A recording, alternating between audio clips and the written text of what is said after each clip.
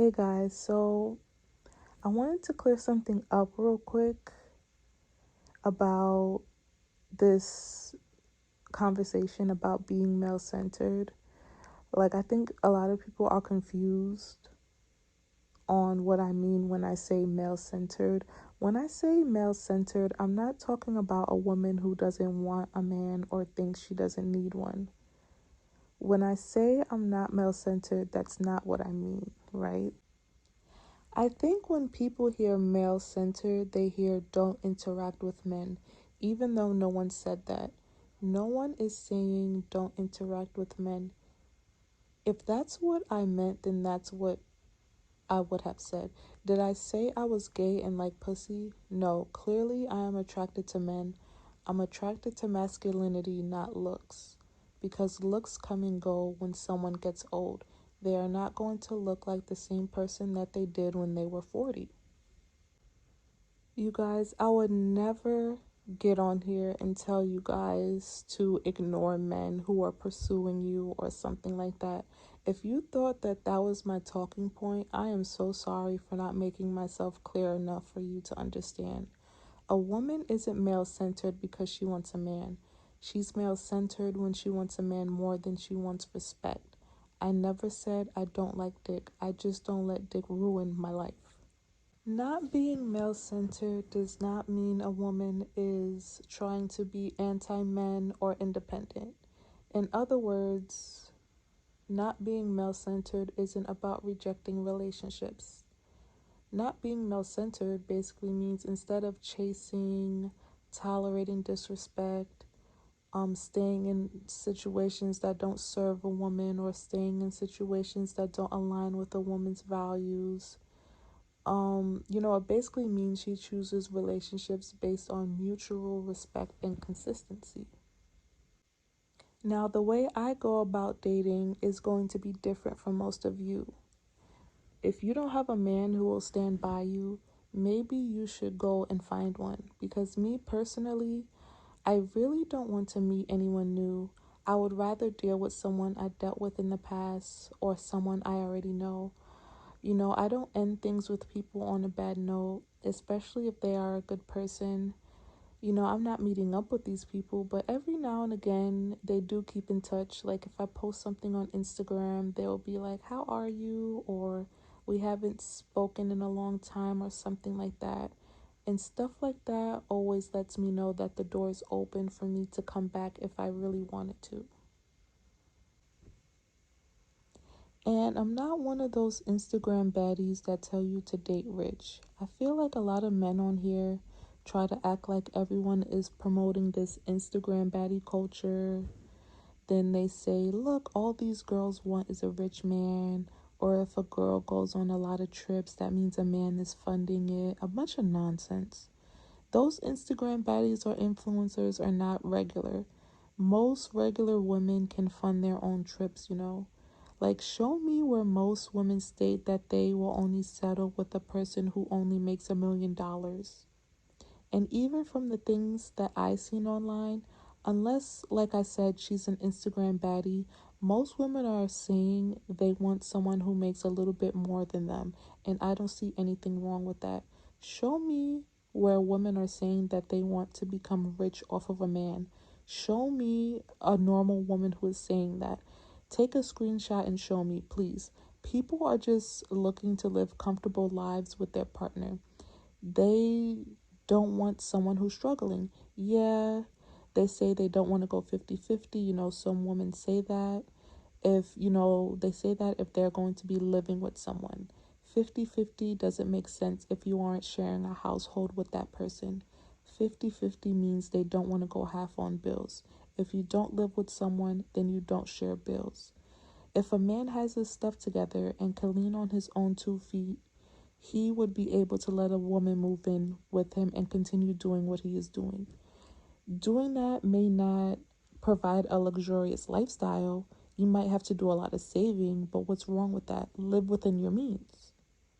I rarely hear women say that they want a man to allow them to live in a gated community or to have multiple cars. They just say they don't want to go 50-50. Y'all say it can't be done, but this statistic right here says that 1 in 5 people are doing it, which is a high percentage. In my opinion, it works out. Because everyone doesn't want a man to take care of everything.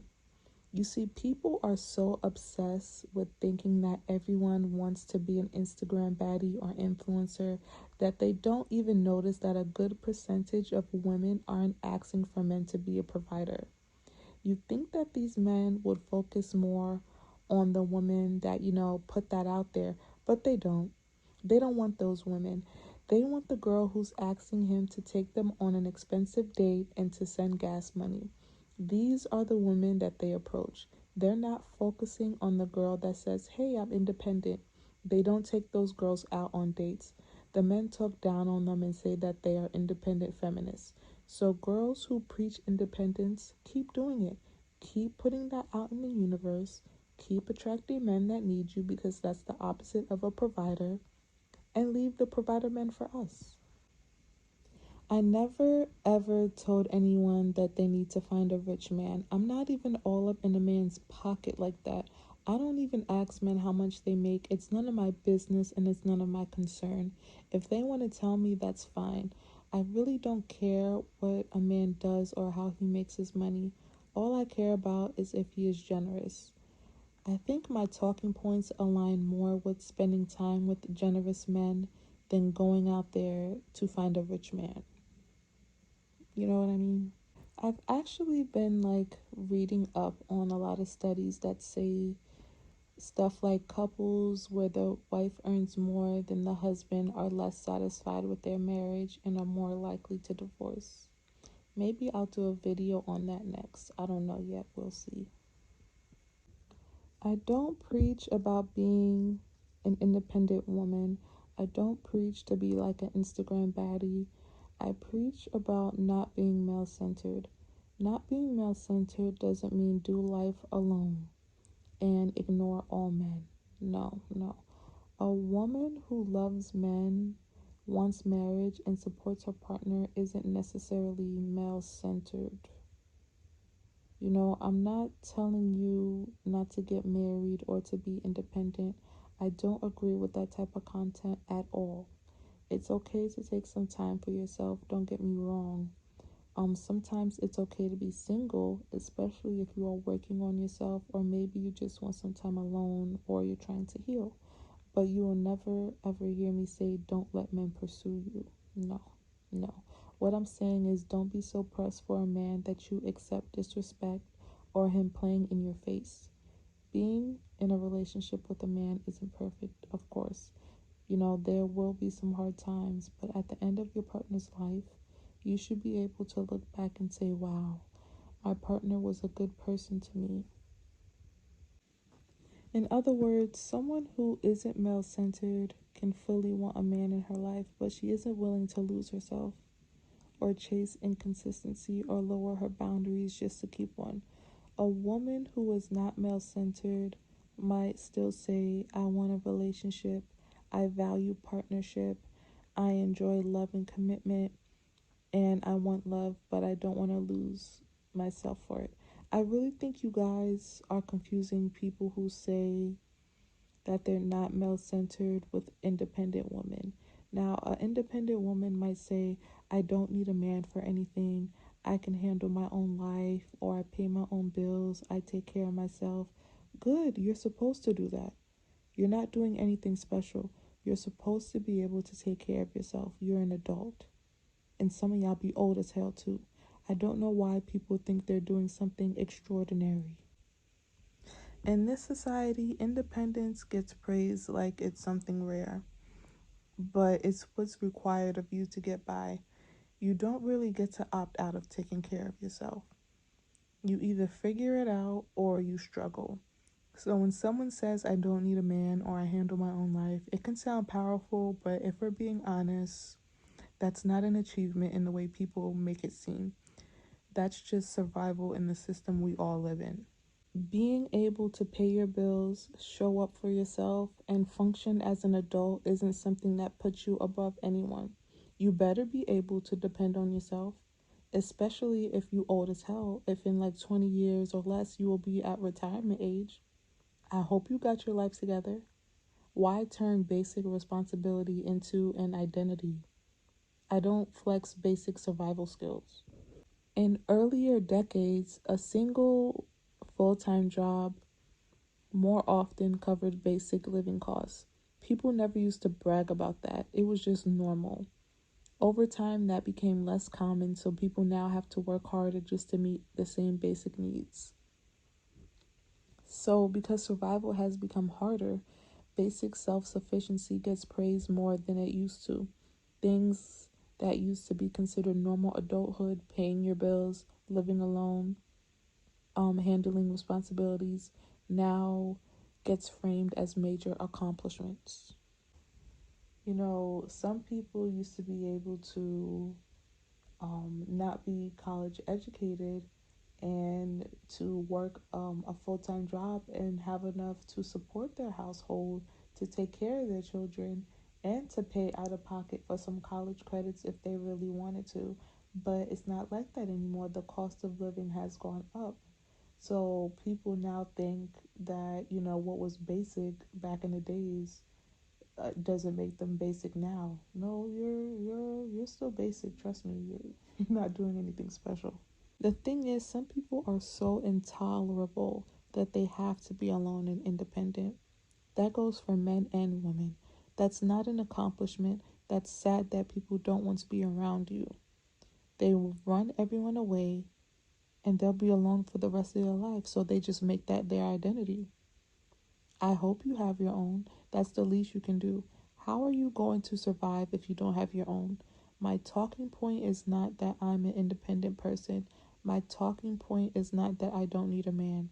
I'm not ashamed to say that I need a man.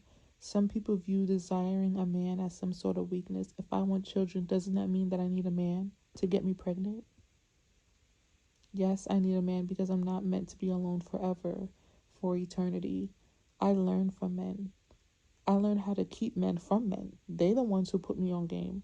I don't listen to some of you people, especially some of you women that get on here trying to give women advice. I trust me, I really don't listen to them because I think most of the stuff they say is bullshit. And I'm like, there's no way a man wants to be around you if you're thinking like this. There's no way. Me saying that I don't need a man, it implies that I want to be alone. So I don't say that. Men have been good to me. They've been nice to me. I have fun. I made great memories. I don't want to spend the rest of my life alone. Where's the fun in that?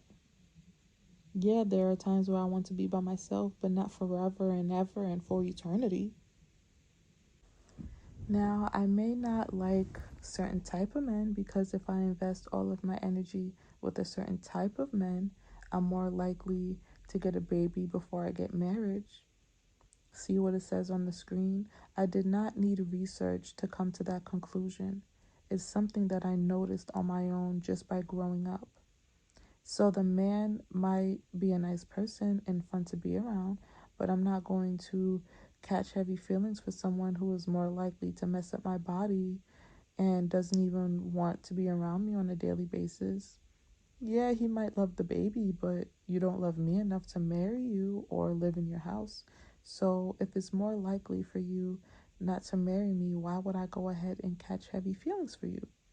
Just to get fucked over and to have to push a baby out of my vagina for a man who probably won't be around his child on a day-to-day basis? Absolutely not. Of course, no one can force me to have a baby, but I'm just giving you a hypothetical based on stats, and I'm showing you the mindset. They think having a baby with someone is less of a commitment than marriage, which clearly is not true.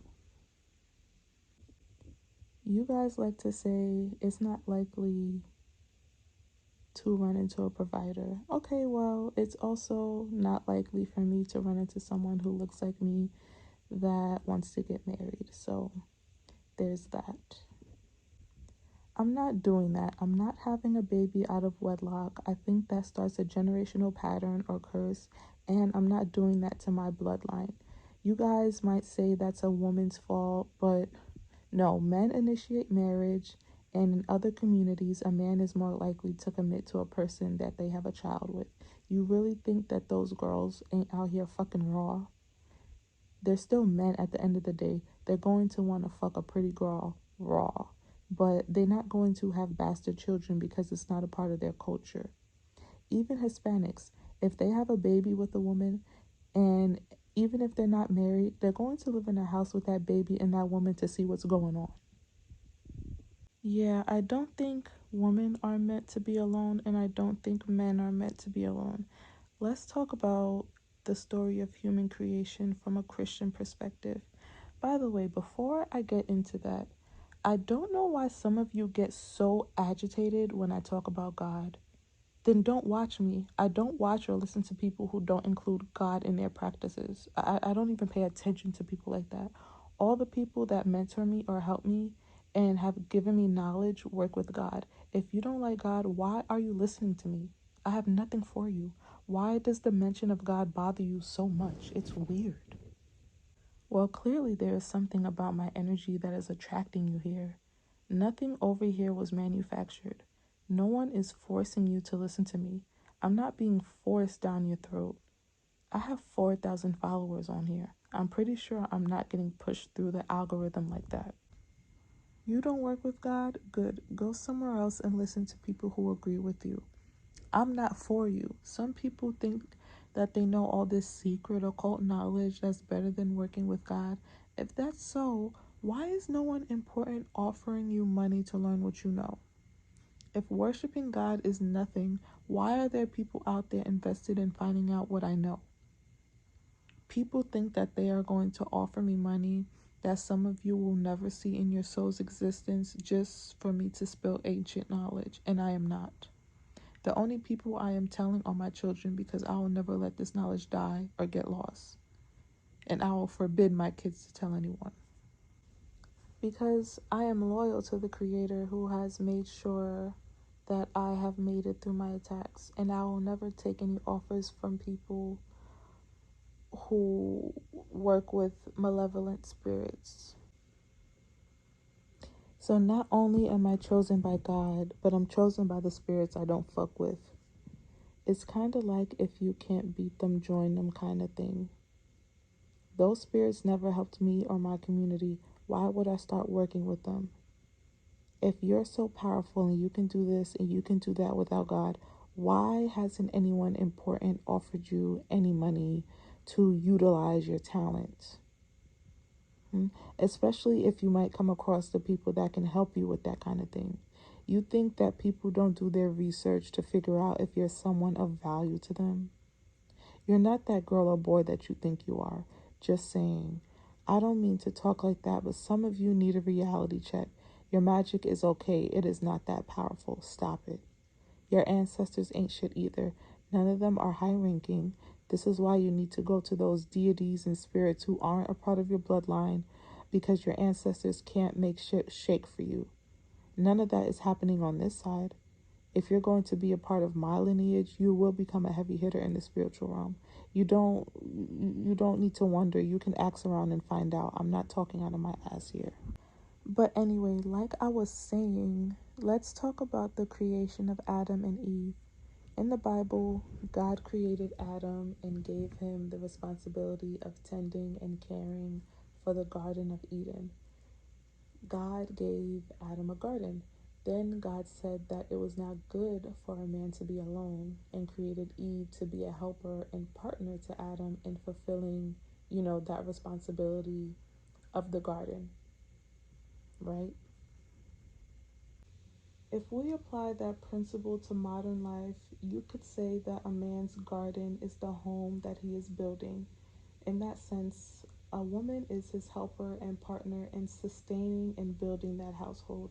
That doesn't mean that she has one fixed set of duties. Rather, the man and woman decide together what responsibilities each person will have within their home and relationship. So don't get it confused. The biblical principle is not that a woman exists to serve a man, but that man and woman were created to work together. Just as Eve was created to help Adam in his purpose, A wife helps her husband build and maintain the life and household they create together, with those roles and responsibilities being determined by the couple themselves. Now, some of you might say, oh, well, not all men have houses. I didn't say all men have houses. What I said was that a man and a woman decide together what responsibilities each person will have within their relationship or home. And if that means she needs to help him with getting a house, then that's what she and him will agree to do.